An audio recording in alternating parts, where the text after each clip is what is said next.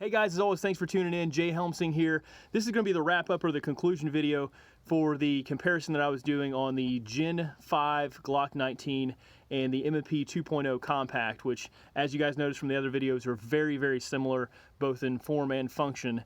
And I'm going to kind of tell you why I selected one over the other and try to put the rhyme to the reason here in this video, although it's going to be probably a little bit difficult.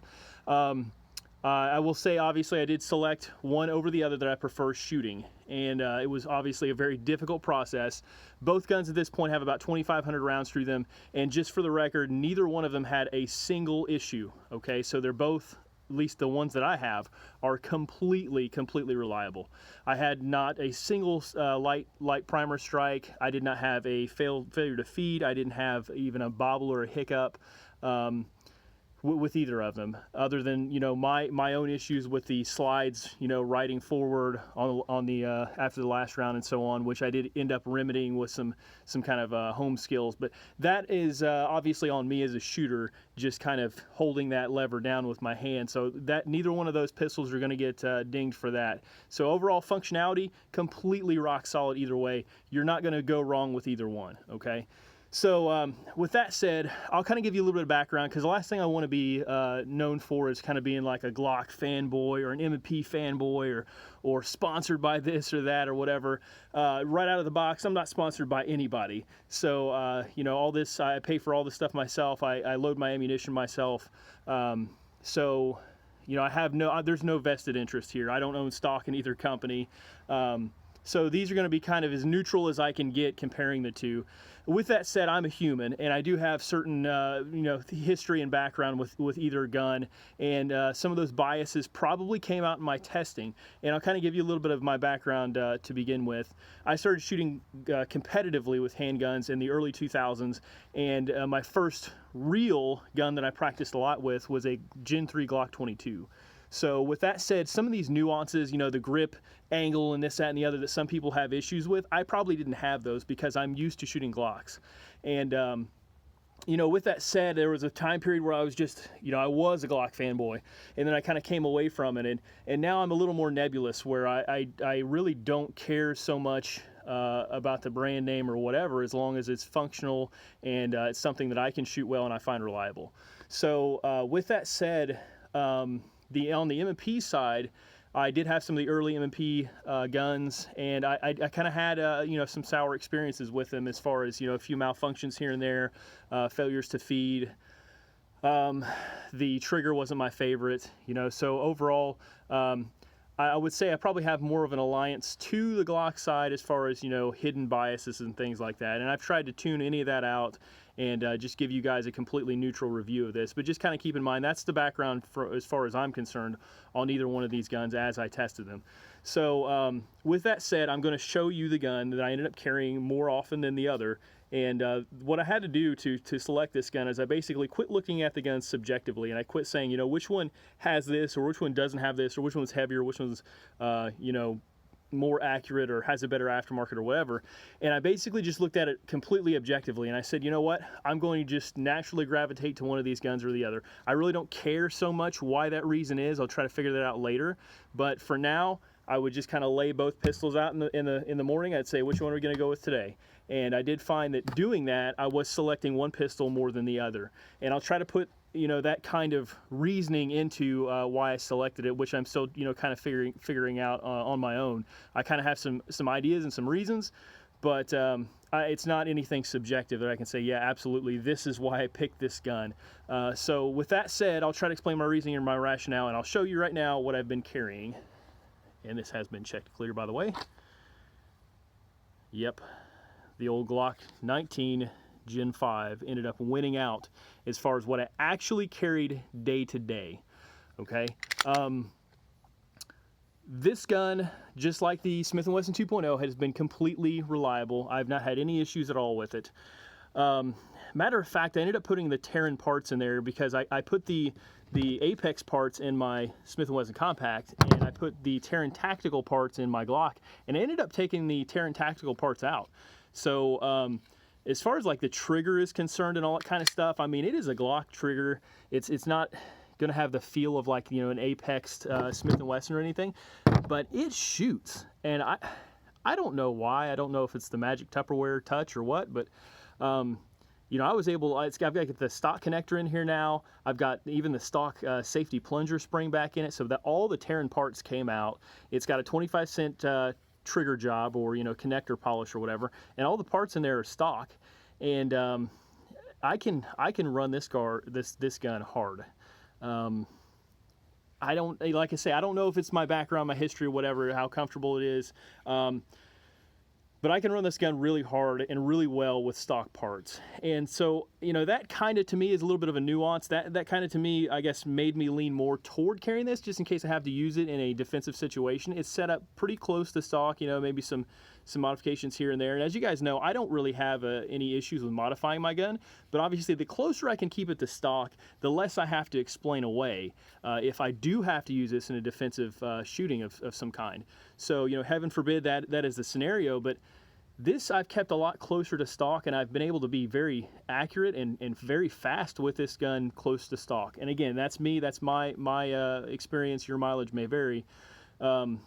I'll tell you about some of the other things that I've come to adapt to and realize kind of the magic in them over shooting this gun. The first thing I'm going to talk about is the absence of finger grooves. And if you guys noticed my first few videos, I was like, it doesn't matter, you know, if the grooves are there or not. And to this day, if I pick up Gen 4 in a gun shop and I feel it, it doesn't make or break it for me, really. Now, that said, I was one of the ones who, over time, I would kind of feel bunched up on the Glock 19. I would feel like my fingers were kind of smashed in an upward position like this, because I've got kind of large hands, not overly large, but fairly large hands. And I have noticed that this gun has been completely comfortable for me to shoot, no matter how long I shoot it. So the absence of finger grooves for me, turning this back more toward a Gen 2 style, it did make a difference. It's not noticeable. It's kind of the Glock nuance, where it's a small change here and there that ends up paying off. So the absence of finger grooves for me does kind of play into the equation over time, and it's not something that I noticed right away or even in the first 1,000 rounds or whatever, but over time I'm noticing it's a very comfortable gun for me, and I kind of attribute it to me being able to get the grip that I want on the gun. The other thing that I've noticed, and I mentioned this before, is that I don't have an issue with this slide not locking open after the last round, and, you know, riding forward.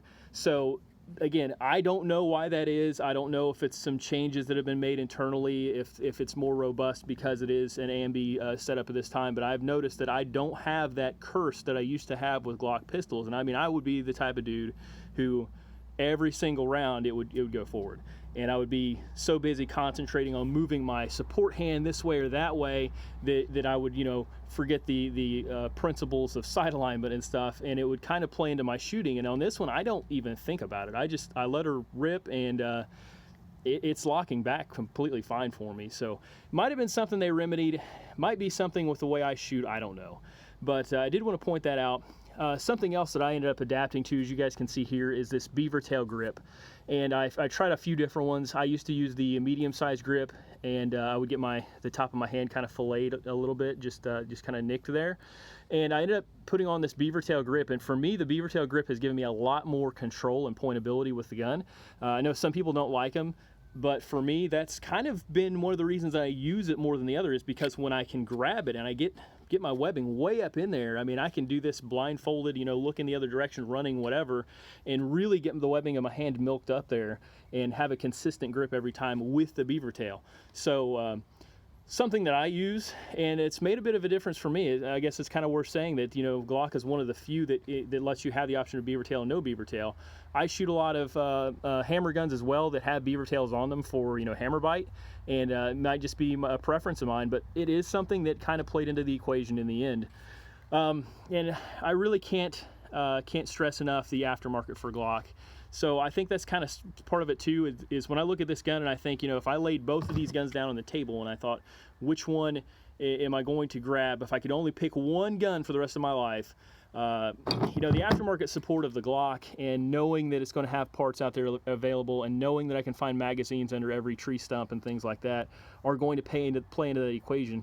And I think that's also kind of been a nuance that's guided me more toward the Glock side of the house as far as the comparison between these two. Lastly, obviously, Glock has a long-running history of reliability. Whether you want to say that, you know, they overmarket themselves and they cater to police and this, that, and the other, they've got a lot of programs. They've got, you know, the Glock operator course you can take. You can take the Glock armor course. You can do all sorts of different training. You can do the GSSF, you know, competitions with Glock guns. So they do a lot of that kind of deep-rooted support of shooting, and it's very Glock specific. So, you know, that sort of thing combined with the reliability, the fact that many police departments have used them, several military units use them throughout the world, that to me is going to be a tough hurdle for anybody to overcome, even if Glock makes no more gens. If this is it, the Gen 5 is it, and they just keep marketing it, it's going to be tough to beat because it's got such a history. You pick this up and you basically have insurance that it's going to shoot based on their history, their laurels. So that's also something that kind of guided me toward the Glock. Flipping on the other side of the house here, Smith & Wesson M&P 2.0. This is a tremendous gun. It really is. I kind of floundered back and forth a little bit on back straps. I ended up going with the original, the medium large for me. It's a good gun. I don't know what it is, but I cannot run this gun as hard as I can the Glock. And again, that's me. I've done split testing. If I just shoot 2 rounds back to back, it's kind of close. But if I start running a string of fire, there's no comparison. I can run confidently with my Glock 19. And you know, I'm gonna probably bobble a couple shots with this M&P 2.0. It's probably not something I can't train out. It's probably not something that those of you who compete with M&P series pistols are going to have the same issue, I don't think. But I just can't. I myself cannot run this gun as hard as I can the Glock, and that's the honest truth that I've backed up repeatedly over and over and over again. And so again, for me, I plan every day. You know, I don't just carry a gun just to say I have a gun on me. I carry a gun because it's the gun that I want to take to a gunfight. You know, if I'm going to be in a gunfight, that's kind of what I think about, is like, what do I want to bring? And that's why I don't carry single stack guns. I don't carry 380s. You know, I carry a fighting pistol, and for me, that's a big factor in it. Is, you know, if things are going to go down, what do I have the most confidence with, and what has my history shown that I'm most reliable is at hitting those targets with? Because probably I'm going to be under more stress. Probably it's going to be when I'm surprised, and probably it's going to be in a very inopportune time where maybe I'm ambushed, it's raining, it's dark, whatever. And because of my history comparing the two guns, I tend to go with the Glock over the M&P for that reason. Again, maybe you could do your own testing, or you know, if you're confident with the M&P platform and you shoot that better than the Glock, then hey, that's a completely moot point to you. So something else just to throw out there on that side. The other things that I've noticed, the trigger on 3 occasions now with the Apex parts in it, I'm not going to call it a negligent discharge, but I have shot prematurely. Now, obviously, my finger is off this trigger unless it's pointed at a target, but there have been a couple times where I'm still getting sight alignment, and I've managed to inadvertently pull the trigger. I mean, I'm talking maybe milliseconds early, but you know, you shooters out there know what I'm talking about when you do that. And I've noticed, like I say, 3 times where that has happened while shooting this gun or trying to shoot it rapidly. You know, blame me for the Apex parts in there or whatever, but the trigger pull is lighter on this, and that wall, you know, if you're used to riding that wall, which is what I kind of do, there are a couple times where I'll be shooting the guns back to back, and I'll override that wall and kind of accidentally send one toward the target. And obviously, it's going to be a drop shot or maybe a completely missed shot because the sights weren't lined up. But you know, something else to think about, I guess, and that's kind of also on that confidence factor for me, is that I've done that a few times. Again, nothing I couldn't train out of if I wanted to invest in this platform, but it's something that I have noticed that I wanted to point out there, at least for me. Other than that, the last thing I'm going to kind of talk about is this grip. Now, the first few videos, you know, I was talking, you know, the grip is really not something that's going to bother you a whole lot if you carry it. I still don't think it really is, except that if I were to think, you know, I could either carry this around with sandpaper, you know, rubbing up against my side all day, or I could carry this around with, you know, some just kind of nubs that don't seem to, you know, eviscerate my side as much as this does. I would probably pick the Glock just for comfort. So, you know, something else to think about there, and that's kind of the reason why I would shy away from carrying this a whole lot. Even though I did kind of modify those grips like I talked about. They're dulled down a little bit, but it still is very, very much more abrasive than this.